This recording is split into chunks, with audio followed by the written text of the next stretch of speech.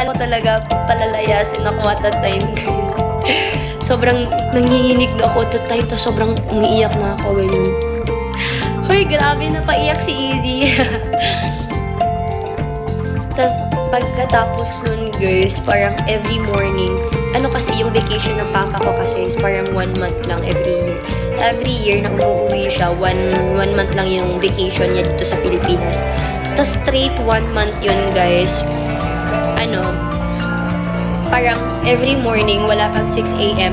Every morning, ginigising niya ako every morning para mag-walking kami. Kasi ano daw yun eh, sabi niya, bakit palagi lang daw ako nakahiga? Palagi, kasi guys, kapag buntis ka kasi parang sobrang init ng katawan mo, sobrang pagod ko, ganun. Parang gusto ko na lang humiga all the time. No, yeah. I wanted to keep it kasi. Tapos pagkatapos nun guys, parang napansin ng papa ko bakit ako palagi nakahiga lang.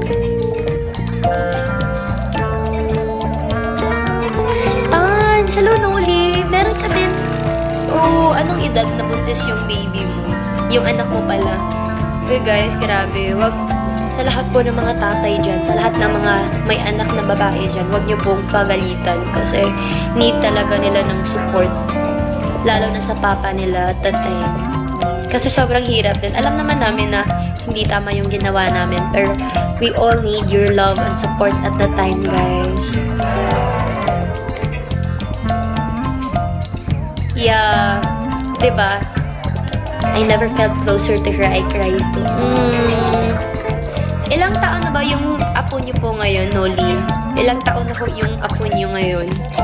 Hello, Daite.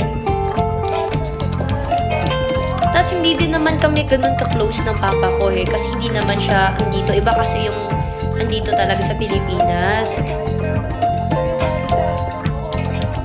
Hello, Loki. Start yet. Sige, Easy.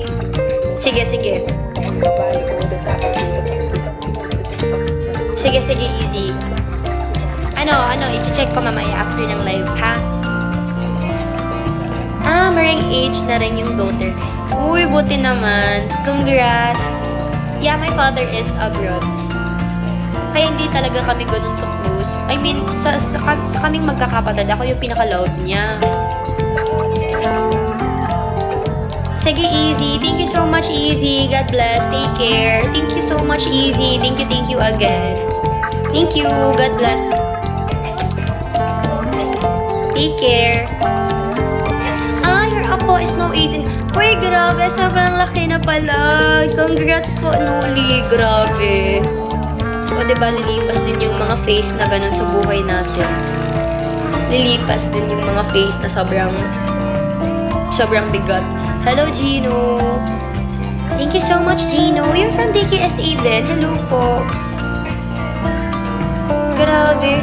Uy, parang kapatid ko lang yung apo ni Noli. Grabe. Kasi ako, kaka-21 ko lang. Kaka-21 ko lang, guys. Hello, Bobby. Hello, Private. Hello po. Tapos pagkatapos nun guys, parang everyday na nagko-call yung papa ko sa akin, tinatanong kamusta ako. Tapos, ito pala, wala akong hobby guys. Tapos pagkatapos nun guys, nung the day na, and if it was not for my job, I wanted to be by her side all the time. Hoy, nakaka-touch yun. This is actually the first time na may sabi sa akin ng ganito na papa talaga. Ngayon nafe-feel ko na anong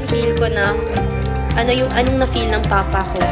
Thank you, Noli, for sharing your sobrang nakaka-touch. Tapos pagkatapos nun guys, during my labor, nag-labor kasi ako 3 days ako nag-labor. Before akong, thank you, John. Thank you so much, John. Before akong, emergency CS kasi ako. So, palaging tumatawag yung papa ko, kumusta na daw ako, nakapanganak na ba ako, kasi nagdudurugo na kasi ako that time, guys. Tsaka, kinabahan yung papa ko, kasi first time ko, tas dalawa, tas twins yung anak ko. Parang, naiiyak yung papa ko, kakayanin ko ba daw, ganun. Hello, Nice see you. Hello, adios. Thank you so much, John. Thank you so much, John. Thank you po. Kunwari. Same with me. Parang kinabahan yung popper ko kung kakayanin ko ba daw. Hello, Jason. Thank you so much po for the follow. Thank you, everyone. Hello, Tutski. Tapos ngayon, guys, nakaahon na naman eh. Kasi, nalampasan ko na yung mga phase na ganun sa buhay. Oh, was really scared. Ilan na ba apo mo ngayon, Noli? Uy, sobrang nakakataba sa puso, no? Lalo na kapag nakikita mo yung mga apo mo na nagmamano sa'yo, nag-I love you sa'yo, like sabi, ang tawag kasi ng mga anak ko sa lolo nila is Daddy Lou. Sabi nila, Daddy Lou, I love you, Daddy Lou. Hello, Daddy Lou. Ah, isa lang.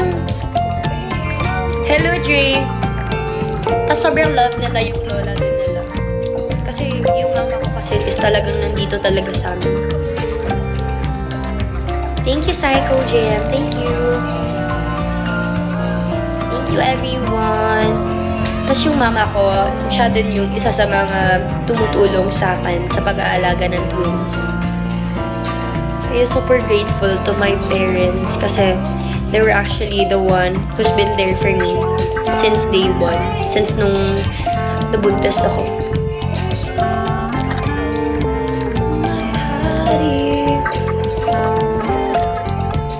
Guys, sa lahat po ng mga... boy din! Boy din yung anak ko po. Alam nyo guys, sa lahat ng mga magulang dito, sa merong mga may anak dyan, either babae man o lalaki, huwag po kayong magalit bigla-bigla kasi hindi naman nila yun sinasadya. Yes, nagkakamali po kami, pero I hope po na give them time to explain. At saka, kasi, yung time na ganun kasi, need kasi nila ng love and appreciation, pagtatanggap bilang ama at ina sa kanila. Oh, you're a good father po. Salute to you, Noli. Thank you so much po. So happy for her. Kasi hindi yun madali. It's not easy than for us. Thank you, Noli. Thank you po na ganun yung trato nyo sa anak niyo. Kasi yung mga time na yun, guys, din kami, we were lost at that time. Need namin ng magulang. Yun ang time na pinaka-need namin ng magulang sa buhay namin. Hello, S. Thank you so much, S. Hello, Tupac. Thank you, Noli. Sana madami pa mga gantong klaseng magulang mo. Naan naman dira ba? So, dawaton dyan dapat. Thank you, Loki. Uy, hindi kasi lahat ganun eh. Hindi ganun lahat mindset eh. Kaya grateful talaga sa mga magulang na ganun. Yung tanggap